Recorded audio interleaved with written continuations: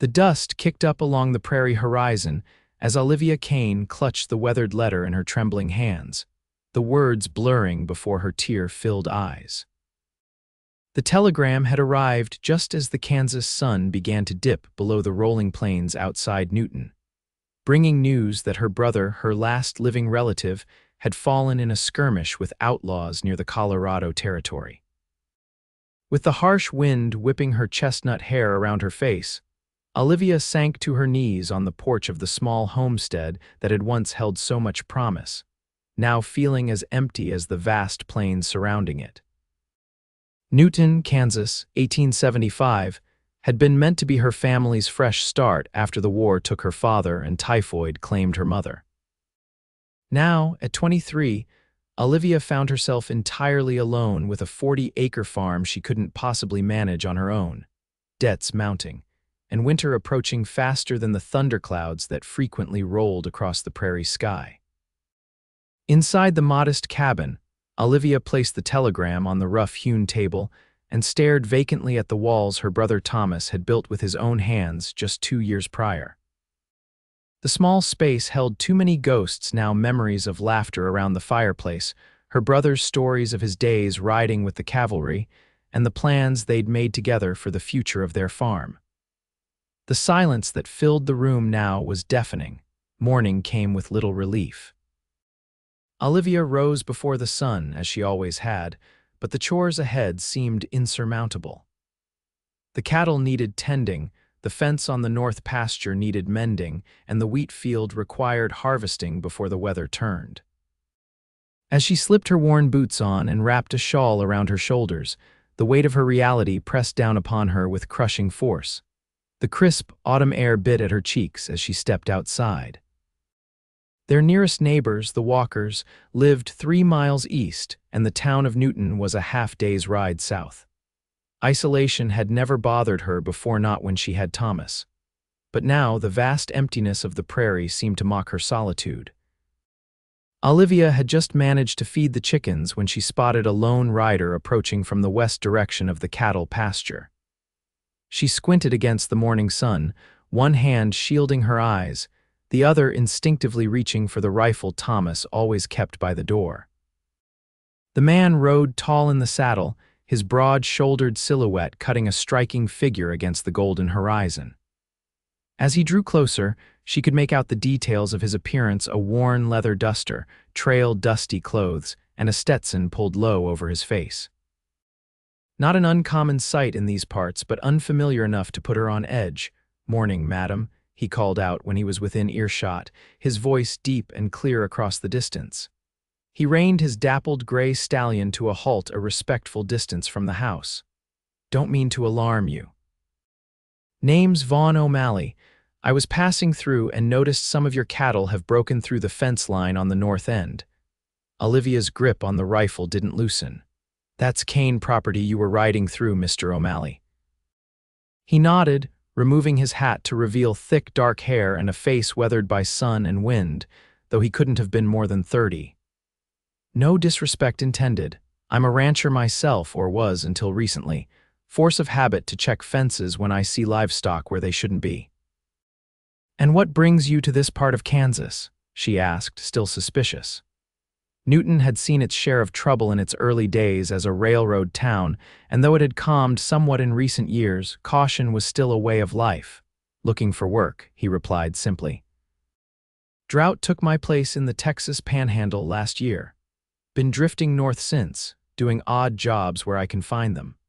Something in his direct gaze and straightforward manner eased her wariness slightly, though not enough to lower the rifle entirely. There was an honest weariness to him, the look of a man who'd seen his share of hardship but hadn't been broken by it. "Well, Mr. O'Malley, I appreciate the information about the cattle, but you need help getting them back," he stated matter-of-factly. "And from the look of things, you could use help with more than just that." Olivia bristled at his presumption. "I can manage my own affairs." The corner of his mouth twitched slightly. "No doubt, but even the strongest among us need a hand sometimes." His eyes, keen and observant, took in the untended fields, the unrepaired barn roof, the overwhelming evidence of a homestead that required more than one person's labor to maintain. Before she could form a reply, the distant rumble of thunder caught her attention. Dark clouds were forming on the western horizon, promising a storm that would likely scatter her wayward cattle even further if they weren't secured soon. "Storm's coming," he said unnecessarily. "I can help you get those cattle back and mend that fence before it hits. No charge." "Then I'll be on my way if that's what you want." Olivia hesitated, torn between pride and practicality. The cattle represented a significant portion of her remaining assets. Losing even a few would be devastating. Why would you offer help to a stranger for nothing in return? She asked, suspicious of kindness that came without conditions. "Because it's what decent folks do," he answered simply, "and because I've been on both sides of needing help." The sincerity in his voice finally convinced her. With a nod, she lowered the rifle. "I'll saddle my horse." They rode together across the rolling prairie, the wind carrying the scent of rain and the promise of the approaching storm. Vaughn led the way, following tracks only his experienced eyes could discern in the tall grass. Olivia watched him carefully, noting the easy way he sat in the saddle, the confident manner in which he read the land. This was a man who knew the West, who understood its harsh beauty and unforgiving nature. They found the cattle 8 head in total grazing lazily beyond the broken section of fence. With practiced skill, Vaughn guided his horse around the small herd, whistling softly to direct them back toward the homestead. Olivia followed his lead, surprised at how naturally they worked together, barely needing words to coordinate their efforts. As they herded the cattle back, the first heavy drops of rain began to fall. By the time they secured the animals in the corral, the sky had opened up completely, soaking them to the skin. They took shelter in the barn, where Vaughn immediately set to work examining the broken fence posts he'd gathered. "This won't hold through winter," he observed, running a hand along the splintered wood. "The whole north section needs replacing, not just mending." Olivia sighed, pushing wet hair from her face. "Add it to the list of things that need doing. You planning to do all this yourself?" He asked, not unkindly. "Do I have a choice?" The question came out more bitter than she'd intended. Vaughn studied her for a long moment, seeming to see beyond her defensive posture to the exhaustion and grief beneath. "Everyone has choices, Miss Kane. Some just seem impossible until you find the right help. And you're offering to be that help." She couldn't keep the skepticism from her voice. "I'm offering my labor for room and board," he clarified. "At least until you get things in order. I'm handy with cattle, crops, and carpentry." "You need all three, from what I can see." The practical part of Olivia knew she should accept immediately. Winter was approaching, the farm was falling into disrepair, and she had neither the strength nor the knowledge to handle everything alone. But the part of her that had learned to be wary of others' intentions, especially men's, hesitated. "Why should I trust you?" she asked bluntly. "I don't know you, you could be anyone," he nodded, acknowledging the validity of her concern. "Fair question. I've got references in my saddlebag letter from my last employer in Dodge City. Sheriff there knows me.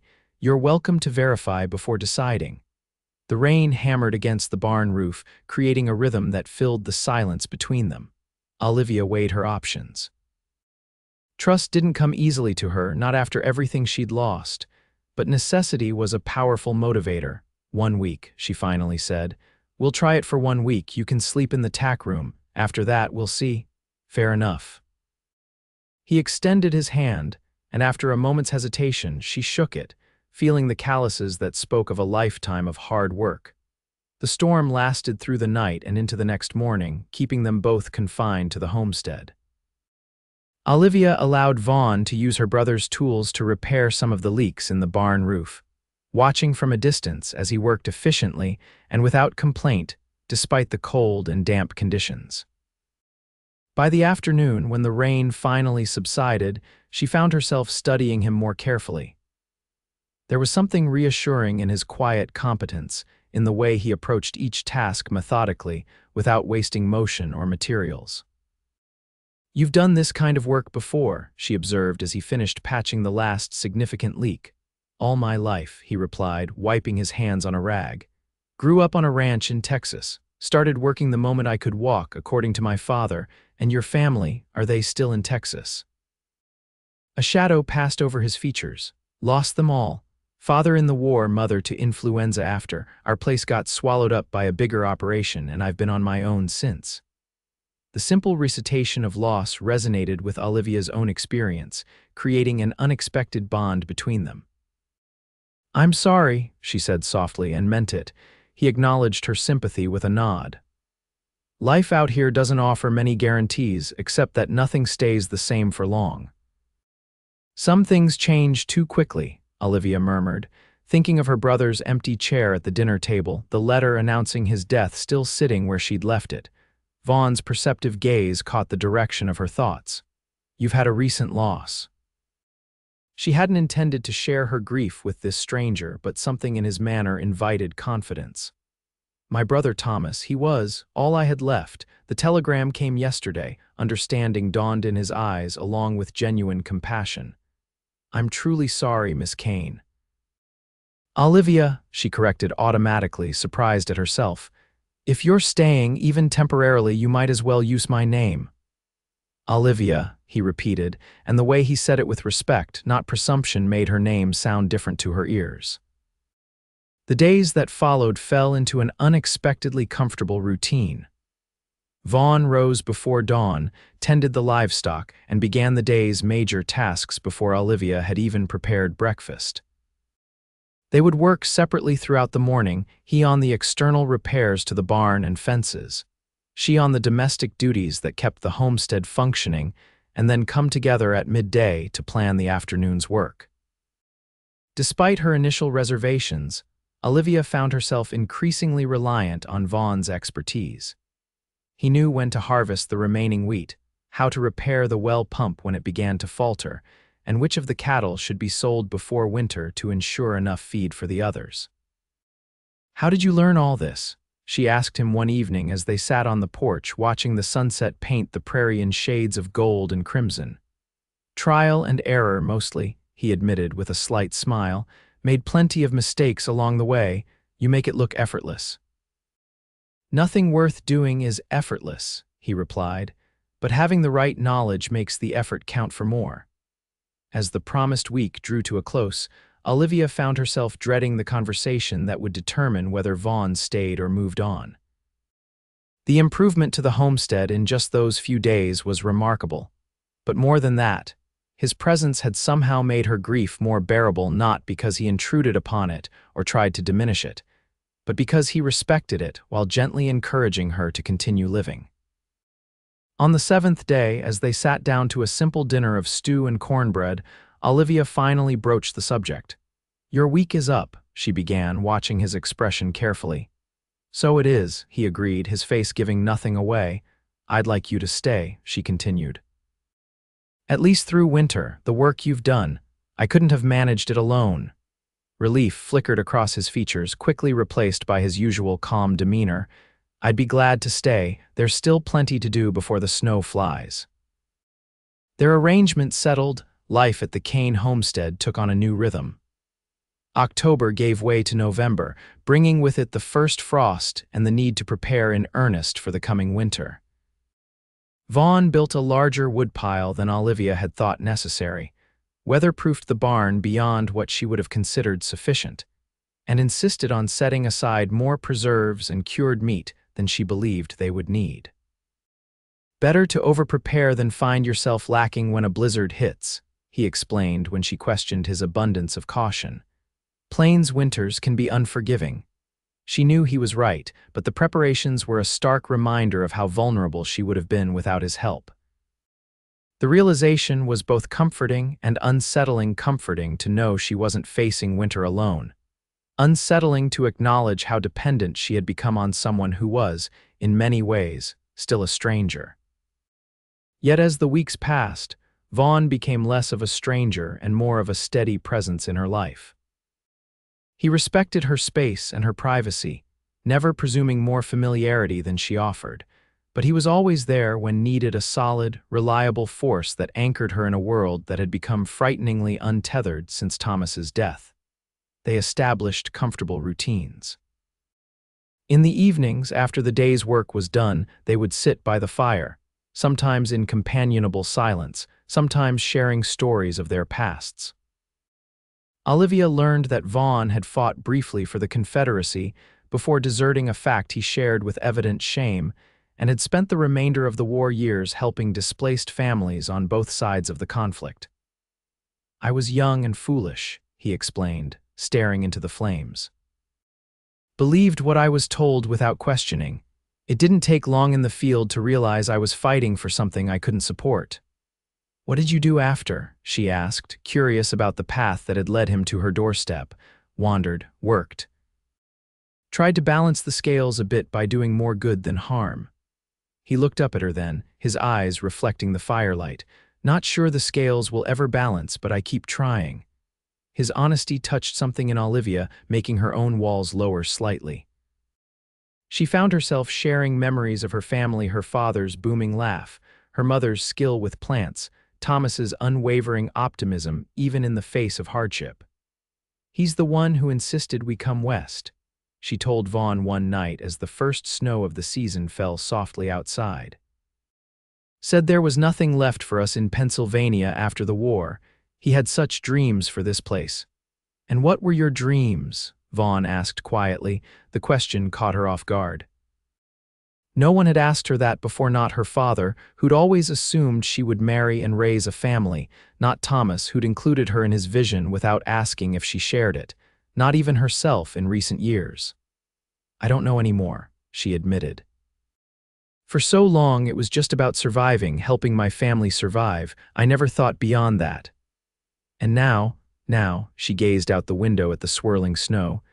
Now I just want to keep this place going. For Thomas, it was his dream and I'm all that's left to see it through." Vaughn nodded thoughtfully. "A worthy goal, but someday when the grief isn't so fresh, you might want to find a dream of your own as well." His words stayed with Olivia long after they had retired to their respective rooms that night, a dream of her own. The concept seemed almost foreign, yet somehow it planted a small seed of possibility in the soil of her grief. December arrived with a ferocity that proved Vaughn's preparations prescient. A 3-day blizzard descended upon the plains, confining them to the cabin and testing the limits of their companionship in close quarters. To Olivia's surprise, the enforced proximity didn't chafe as she had expected. Instead, they established a comfortable dance of shared space, each respecting the other's need for both interaction and solitude. Vaughn revealed himself to be surprisingly well-read for a man who had spent his life working with his hands. During the long evenings of the blizzard, he recited poetry from memory, Whitman, Longfellow, even Shakespeare, his deep voice giving new life to words Olivia had only ever encountered on the page. "How does a cowboy come to know Shakespeare?" she asked, genuinely curious. A smile tugged at the corner of his mouth. "My mother was a schoolteacher before she married my father. She believed education shouldn't stop just because we lived far from any school." His expression softened with the memory. "She read to us every night, no matter how tired she was. Said books were windows to worlds we might never see otherwise." "She sounds like a remarkable woman." "She was," he agreed, his gaze distant. "She would have liked you." The simple statement, offered without artifice or ulterior motive, warmed Olivia in a way the fire couldn't.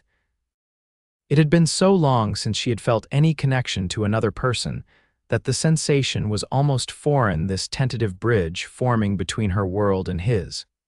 When the blizzard finally relented, they emerged to find the landscape transformed into a glittering white expanse. The work of clearing paths to the barn and checking on the livestock brought them back to their practical roles. Yet something had shifted subtly between them, a deepening of trust, perhaps, or a growing recognition of how well they complemented each other's strengths and weaknesses. As Christmas approached, Olivia found herself wanting to acknowledge the holiday in a way she hadn't anticipated. Since her mother's death, the family had marked the day quietly with little ceremony. This year, with Thomas gone, she had expected to let the day pass unnoticed. Instead, she found herself gathering pine boughs to decorate the cabin and setting aside ingredients for special baking. You don't need to do this on my account, Vaughn told her when he noticed her preparations. I'm not, she replied, surprising herself with the realization that it was true. I think I need to remember that there are still good things in the world, that life continues even after loss. He studied her face for a long moment, then nodded. I understand, and you're right. On Christmas Eve, Vaughn disappeared for several hours, returning just before dusk with a small, freshly cut pine tree strapped to his horse. Thought you might like this, he said almost shyly, setting it up in the corner of the main room. It's not much, but it's perfect, Olivia interrupted, genuinely touched by the gesture. They decorated it with strings of dried berries, pine cones, and a few precious ornaments that had survived the journey from Pennsylvania. The simple Christmas they shared the next day, exchanging modest handmade gifts, enjoying a meal more elaborate than their usual fare, became a turning point for Olivia. For the first time since receiving the news of Thomas's death, she felt something besides grief. Not happiness exactly, but perhaps its precursor. A quiet contentment, a sense that life might eventually hold joy again. As winter settled into its rhythm of short days and long nights, Olivia began to notice subtle changes in her feelings toward Vaughn. She found herself watching him when he wasn't looking, appreciating the strength evident in his movements, the kindness in his interactions with the animals, the thoughtfulness he brought to every task. His presence, once merely useful, had become essential to her in ways that extended beyond practical considerations. The realization frightened her. She had lost everyone she loved: father, mother, brother. The thought of opening herself to another potential loss seemed unbearable. Yet despite her fears, their connection continued to deepen. Conversations that had once focused primarily on the work of the farm expanded to include hopes, beliefs, and the kind of philosophical questions that emerge naturally during winter's enforced contemplation. They discovered shared values: a reverence for the land, a belief in the dignity of hard work, a commitment to honesty even when uncomfortable. They also discovered differences that led to spirited debates, Vaughn's optimism contrasting with Olivia's hard-earned pragmatism, his willingness to trust others at odds with her instinctive caution. These differences, rather than creating distance between them, seemed to add dimension to their relationship, challenging each to see the world through the other's perspective. January brought a brief thaw that allowed them to venture into Newton for supplies. It was Olivia's first trip to town since Thomas's death, and she approached it with trepidation. The prospect of facing neighbors' sympathy and questions filled her with dread. Vaughn sensed her anxiety as they loaded the wagon. We can make it quick, he assured her, just the essentials. She nodded gratefully, but knew the encounter couldn't be entirely avoided. Newton was a small community, and news, especially tragic news, traveled quickly. The town had grown considerably since the Santa Fe Railroad had established it as a shipping point for cattle in the early 1870s. The wild days of its beginning, when it had briefly rivaled Dodge City for lawlessness, had given way to a more settled existence, though remnants of its rough origins remained in some of the establishments lining Main Street. As they guided the wagon down the rutted street, Olivia could feel curious eyes upon them. Vaughn's presence beside her would certainly fuel speculation. A stranger living at the Kane homestead with an unmarried woman would provide fodder for gossip regardless of the circumstances. Their first stop was Hargrove's General Store, where elderly Mr. Hargrove greeted Olivia with genuine sympathy. Miss Kane, I was deeply sorry to hear about your brother. Thomas was a fine man, always straight in his dealings. Thank you, Mr. Hargrove, she replied, fighting to keep her voice steady. The storekeeper's eyes shifted curiously to Vaughn, who stood respectfully at Olivia's side. This is Mr. O'Malley, Olivia explained, sensing the unasked question. He's been helping at the farm since Thomas passed. If Mr. Hargrove had any judgments about the arrangement, he kept them to himself, merely nodding and moving on to business. What can I get for you today? As they gathered their supplies, more townspeople entered the store, each expressing condolences to Olivia and casting speculative glances at Vaughn. She handled the interactions with as much grace as she could muster, but Vaughn could see the strain it placed on her. When they finally finished their business and loaded the supplies into the wagon, Olivia's shoulders sagged with relief. "Thank you for coming with me," she said quietly as they left town behind. "I couldn't have faced that alone." "You're stronger than you give yourself credit for," Vaughn replied, "but no one should have to carry such burdens without support." The simple statement, delivered without fanfare, crystallized something Olivia had been gradually recognizing. Vaughn's presence in her life had become about far more than physical labor or practical assistance. He had become her ally, her confidant, a source of strength when her own faltered. February arrived with brutal cold and a series of storms that again confined them largely to the cabin. During one particularly fierce blizzard, Vaughn insisted on checking the livestock despite Olivia's concerns about the dangerous conditions. "The barn's not 50 yards from the house," he reasoned. "I'll tie a guide rope from the porch to make sure I can find my way back."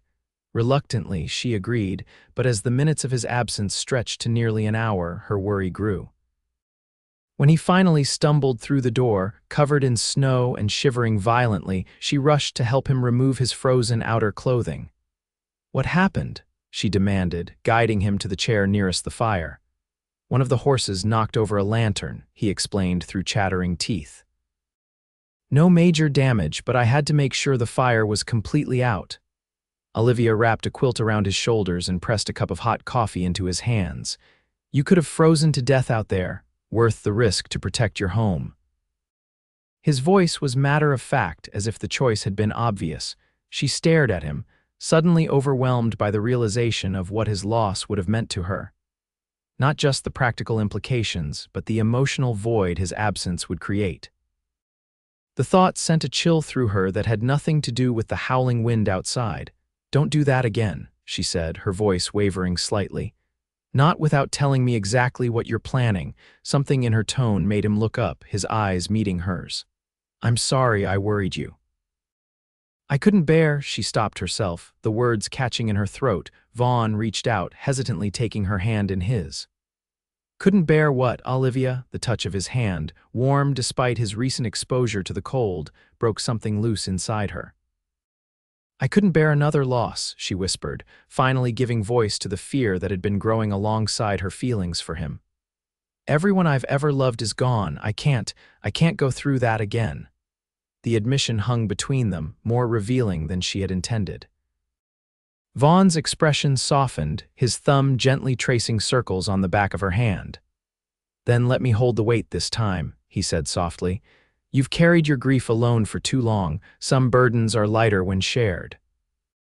The tenderness in his voice and the understanding in his eyes undid the last of Olivia's carefully constructed defenses. Tears she had held back for months through Thomas's death, through the struggle to maintain the farm, through the lonely nights when the future seemed unbearably bleak, finally broke free. Vaughn drew her into his arms, holding her as she sobbed against his chest. He made no attempt to quiet her or offer platitudes, simply providing the safe harbor she needed to finally release her pent-up sorrow. When her tears finally subsided, she remained in his embrace, finding comfort in the steady rhythm of his heartbeat and the gentle strength of his arms around her. Neither spoke for a long while, the silence between them filled with unspoken understanding. Finally, Olivia drew back slightly, suddenly aware of the intimacy of their position. "I'm sorry," she began, embarrassed by her emotional display. "Don't be," he interrupted gently. "Never apologize for feeling deeply." She looked up at him then, really looked at him, seeing beyond the surface to the man beneath a man whose own experiences with loss had left him not bitter, but compassionate, not closed off, but open to connection despite the risks it entailed. "Thank you," she said simply, knowing he would understand that her gratitude encompassed far more than this moment. The blizzard raged through the night, but inside the cabin, something had fundamentally changed. The walls Olivia had built around her heart walls she had believed necessary for survival had begun to crumble. allowing warmth to enter spaces that had been cold for too long. As February gave way to March, bringing with it the first tentative signs of spring, Olivia found herself increasingly aware of Vaughn as more than a partner in the day-to-day work of the farm. She noticed the way sunlight caught in his hair when he worked outdoors, the rare but transformative nature of his full smile, the gentleness of his hands despite their strength. For his part, Vaughn seemed to sense the shift in her regard, responding with a subtle attentiveness that went beyond their established routines. He began bringing her small tokens from his daily rounds, the first crocus pushing through the melting snow, an unusually shaped stone from the creek bed, a hawk feather found in the south pasture. Each gift was offered casually without expectation, yet each represented a thread in the increasingly intricate tapestry of their connection. As the land awakened from winter's grip, so too did Olivia's capacity for joy. She found herself laughing more easily, imagining possibilities beyond mere survival, allowing herself to enjoy simple pleasures without the accompanying guilt that had previously shadowed any moment of happiness after Thomas's death. One mild evening in late March, as they sat on the porch watching the sunset paint the prairie in vibrant hues, Vaughn broke a comfortable silence with a question. "Have you thought about what you want for this place, for yourself?" The question echoed their conversation from months earlier, but this time Olivia had an answer. "I want it to thrive," she said slowly. "Not just survive, but truly thrive. I want fields full of wheat and healthy cattle and maybe an orchard over by the creek." She paused, gathering courage for the more personal part of her vision. "And I want it to be a home, not just a homestead, a place where—" She hesitated, then finished softly, "where a family could grow." Vaughn's eyes, warm in the fading light, held hers. "That's a beautiful vision." "What about you?" she asked, suddenly needing to know if his future plans included staying. "What do you want?" He was quiet for a long moment, his gaze turning to the horizon. "For a long time, I didn't let myself want anything beyond making it to the next day after losing my family, my home. It seemed safer not to become too attached to any place or—" He glanced at her briefly, "any person." Olivia's heart constricted at the echo of her own fears in his words. "But being here," he continued, "working this land with you, seeing what it could become with the right care. It's made me want things I thought I'd stopped wanting." He turned to face her fully. "It's made me want to build something lasting, to put down roots again." The implication in his words hung between them, neither quite ready to speak it aloud, but both increasingly aware of the direction their feelings were taking them. Spring brought a flurry of activity to the farm fields to prepare, seeds to plant, repairs postponed during winter to complete. They worked side by side, their partnership now seamless, each anticipating the other's needs and complementing the other's strengths. The shared labor, physically demanding though it was, carried a sense of purpose and promise that transformed it from mere survival to creation. In town, their partnership had become a subject of speculation, but Olivia found she cared less than she might have expected about others' opinions. What existed between her and Vaughn felt too personal, too precious to be diminished by gossip or social conventions. It was during a trip to Newton in early April, however, that the outside world intruded on the sanctuary they had created. While Vaughn loaded supplies into their wagon, Olivia overheard a conversation between two women outside the milliner's shop. "Living out there together with no chaperone, no marriage bond," one woman said in a lowered voice that nonetheless carried clearly. "Her brother not even cold in his grave, and she takes up with some drifter. Thomas Kane would be rolling in his grave if he knew," the other agreed. "Always spoke so highly of his sister's virtue." The cruel words struck Olivia like a physical blow, not because she cared particularly about the women's approval, but because they invoked Thomas in their judgment. Would her brother truly have disapproved of Vaughn's presence in their home? Of the relationship that had developed between them, the question haunted her on the quiet ride back to the farm. Vaughn, sensing her withdrawal, respected her silence until they had returned home and unloaded their supplies. "Something happened in town," he observed finally as they sat down to a simple supper. What is it? Olivia hesitated, reluctant to share the hurtful comments but equally unwilling to create distance between them through secrecy. I overheard some women talking, she admitted. About us. About our arrangement. Understanding dawned in Vaughn's expression. I imagine their assessment wasn't particularly charitable. They said Thomas would be ashamed. The words came out in a rush. That he would disapprove of you being here of us. And do you think they're right? Vaughn asked quietly. Would your brother have objected to my presence here? Olivia considered the question honestly. No, she said finally. Thomas would have wanted me to have help, to not be alone. He was practical that way.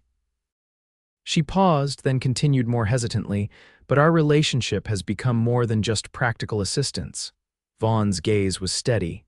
Yes, it has. And I don't know what Thomas would think of that, she admitted. I don't know if he would approve of how I feel about you. It was the closest either of them had come to openly acknowledging the deeper emotions that had grown between them. Vaughn's expression softened, but his response was measured. From everything you've told me about your brother, he loved you and wanted your happiness above all else. Do you believe that's true? Yes, Olivia answered without hesitation. He always put my welfare first. Then I think he would want you to follow your heart, Vaughn said gently, not the judgments of people who don't truly know either of us. The simple truth of his words penetrated the doubt that had clouded her mind. Thomas had never been one to bow to social conventions when they conflicted with what he believed was right. He had raised her to think for herself, to make her own decisions based on her own judgment. You're right, she said, feeling the weight of uncertainty lift slightly. Thomas would want me to be happy, to find my own way forward. And what is that way forward, Olivia? Vaughn asked, his voice low and earnest. For you, for us. The directness of the question both thrilled and frightened her. They stood at a crossroads, and her answer would determine which path they took.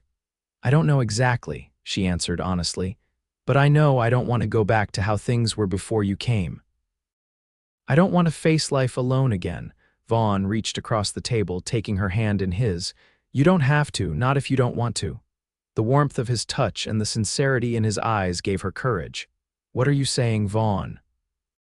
I'm saying that what began as a temporary arrangement has become the most permanent thing I've felt in years. His thumb traced gentle patterns on her palm.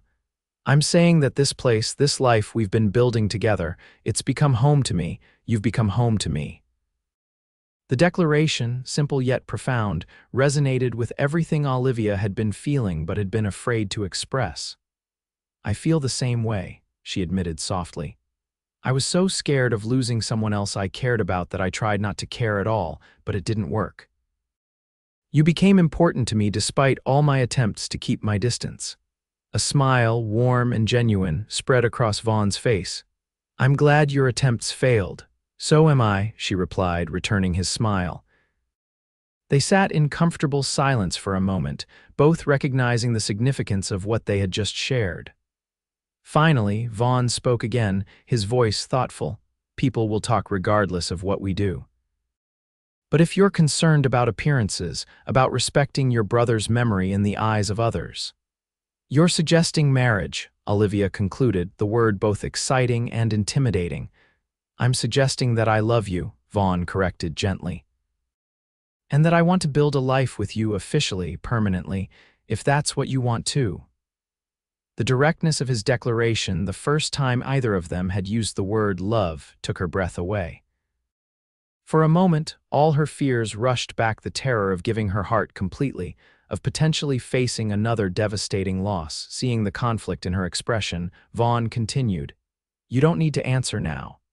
I know this is a big decision, especially given everything you've been through. Take whatever time you need. His patience, his willingness to give her space to process her feelings, only confirmed what she already knew in her heart. This man who had appeared in her life when she needed him most, who had shared her burdens and respected her independence, who understood her fears because he had faced similar ones himself, this was the partner she wanted for whatever the future might hold. I don't need more time, she said, her voice steadier than she had expected. I love you too, Vaughn, and yes, I want to build a life with you, here on this land that meant so much to Thomas, that has come to mean so much to us both."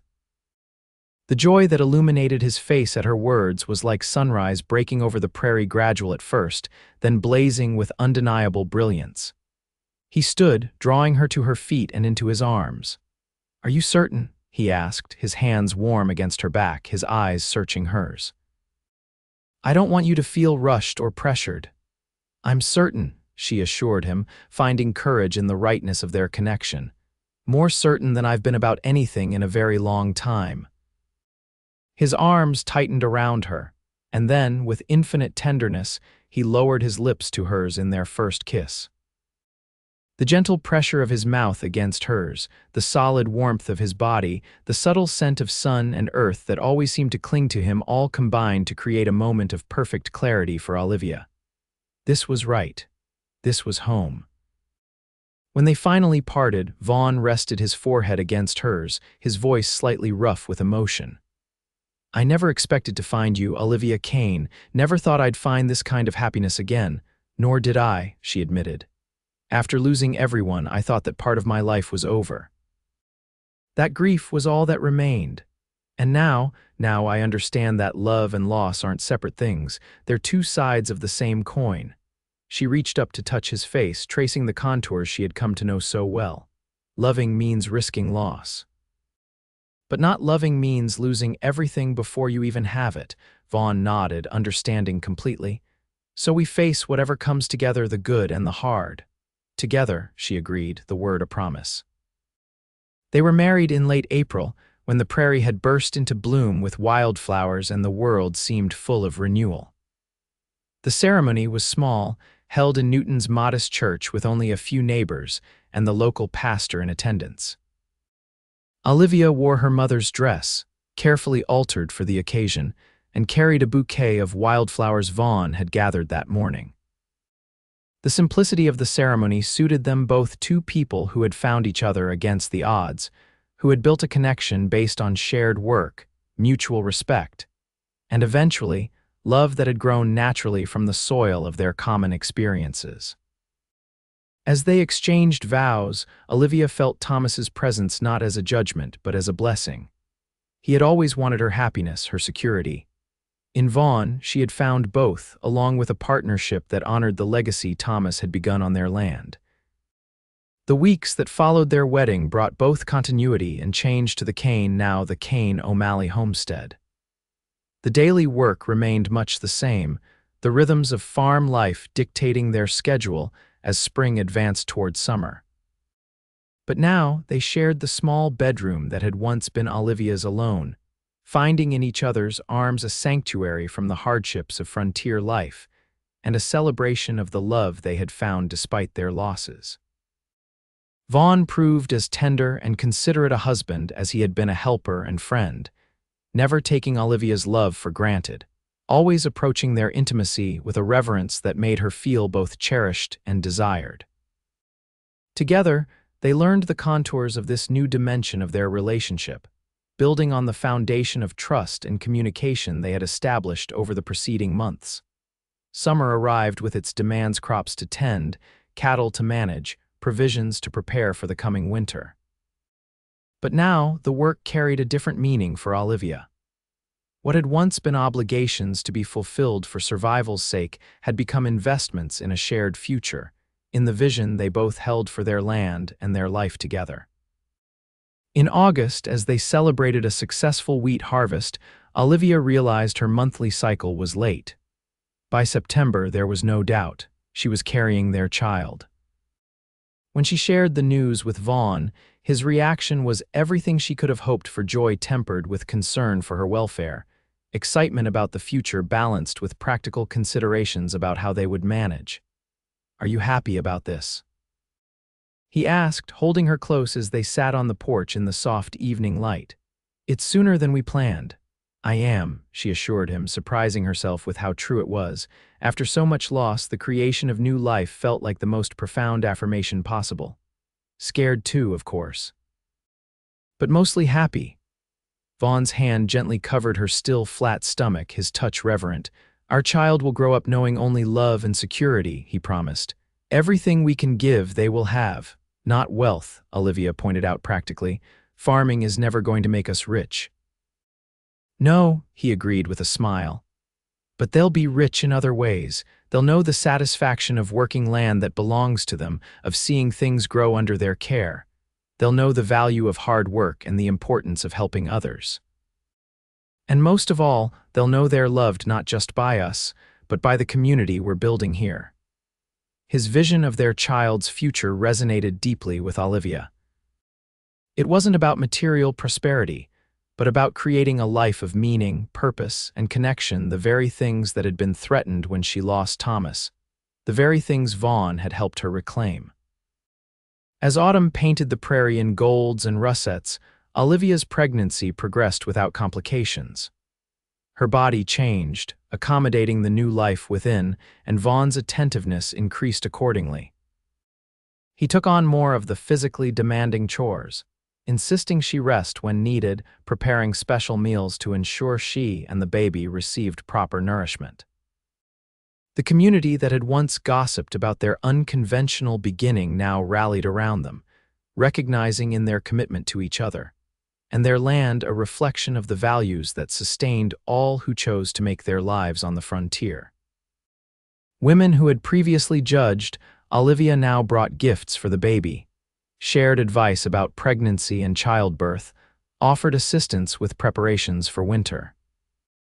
December arrived with gentler weather than the previous year, allowing Vaughn to complete several projects before the worst of winter set in reinforcing the barn roof, building a proper cradle for the baby, constructing additional storage shelves in the root cellar to accommodate their expanding provisions.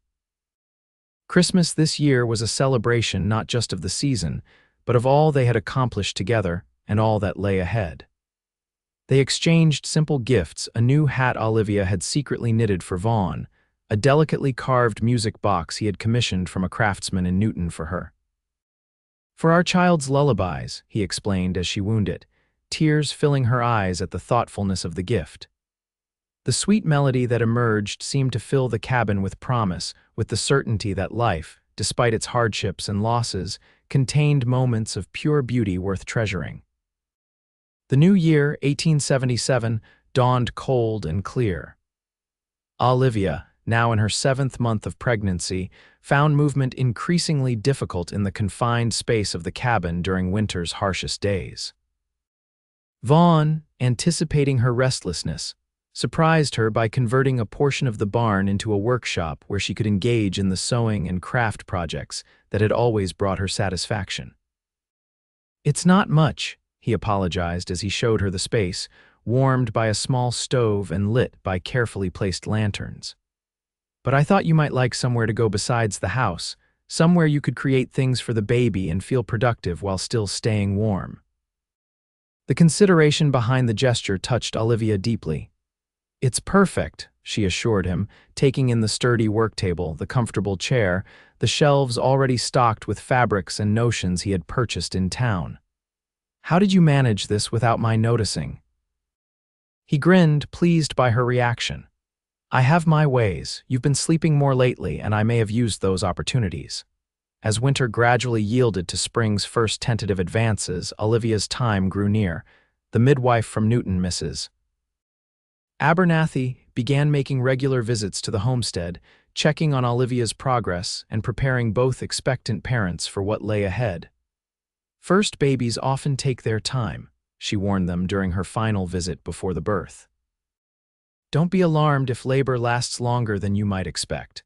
Despite the warning, nothing could have fully prepared Olivia for the intensity of childbirth when it finally began on a mild April morning. The pain came in waves, gradually increasing in frequency and force as the day progressed. Vaughn sent for Mrs. Abernathy immediately, then remained steadfastly by Olivia's side, offering support, encouragement, and a strength she could lean on during the most difficult moments. "I can't do this," Olivia gasped during a particularly intense contraction, gripping Vaughn's hand with surprising force. "It's too much." "You can," he assured her, his voice steady despite the worry evident in his eyes. You're the strongest person I know, Olivia, and I'm right here with you. We're doing this together. His presence was her anchor through the long hours that followed, his unwavering belief in her capacity giving her courage when her own faltered. When Mrs.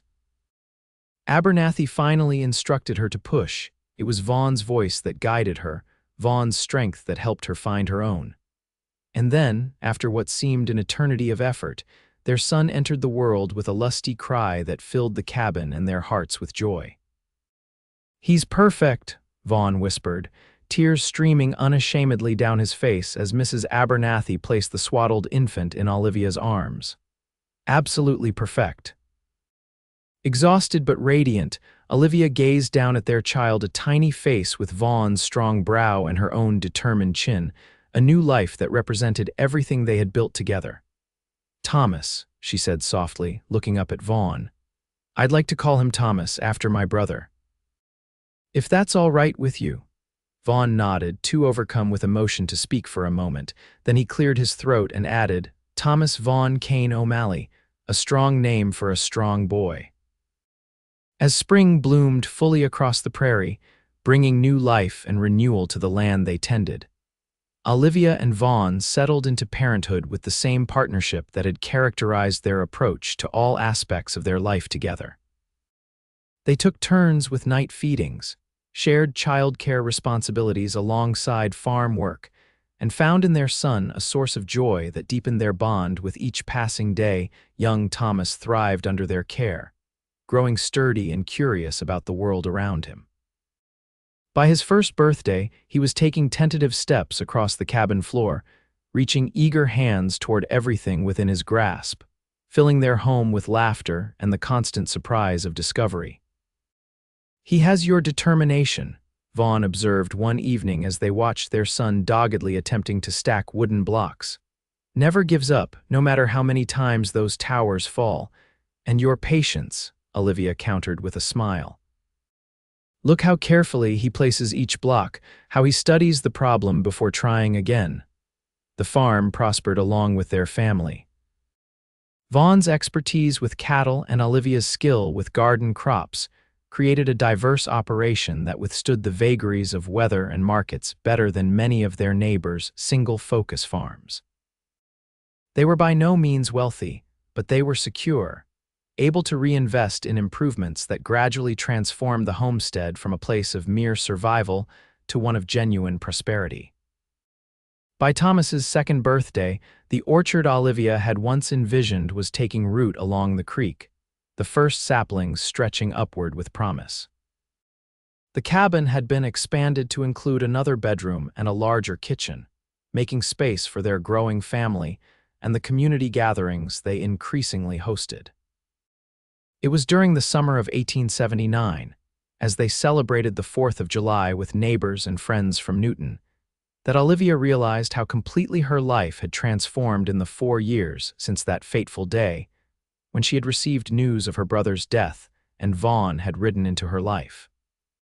Standing on the porch, watching Vaughn swing their laughing son in circles on the lawn while neighbors applauded and called encouragement, Olivia felt a contentment so deep it brought tears to her eyes. The grief of her losses would always be part of her, but it no longer defined her existence. In its place had grown a life rich with love, purpose, and the kind of joy that comes from facing challenges alongside someone who shares your deepest values. Later that night, after guests had departed and Thomas was sleeping soundly, Olivia and Vaughn sat together on the porch, watching fireflies dance above the prairie grass. His arm around her shoulders, her head resting against his chest, they enjoyed a rare moment of quiet togetherness. "I have news," Olivia said softly, lifting her face to his. "Good news, I think." Vaughn's expression was curious, expectant. "What is it?" "Thomas is going to be a big brother," she told him, watching joy spread across his features as her meaning registered. "Sometime in early winter if Mrs. Abernathy's calculations are correct." His arms tightened around her, his kiss conveying everything words could not: gratitude, love, wonder at this new blessing in their lives. "Are you happy?" he asked when they finally separated, echoing the question he had asked during her first pregnancy. Happier than I ever thought possible, she answered truthfully. When I lost Thomas, I thought my life was over, that all I had to look forward to was struggle and loneliness. I couldn't imagine ever feeling joy again. And now? Vaughn prompted gently, his hand covering hers where it rested against his heart. Olivia looked out at the land they had nurtured together, at the home they had built, then back at the man who had helped her find the courage to love again despite her fears. Now I understand that grief isn't the end of the story, she said. It's just one chapter.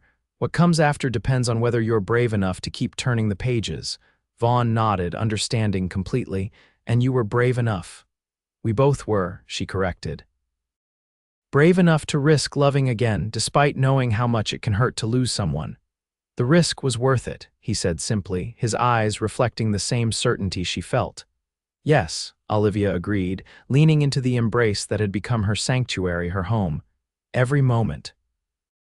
As night deepened around them and stars appeared in the vast Kansas sky, Olivia Kane O'Malley gave silent thanks for the unexpected journey that had brought her to this moment, for the grief that had nearly broken her, for the cowboy who had shown her how to share its weight, and for the love that had taught her heart to hope again.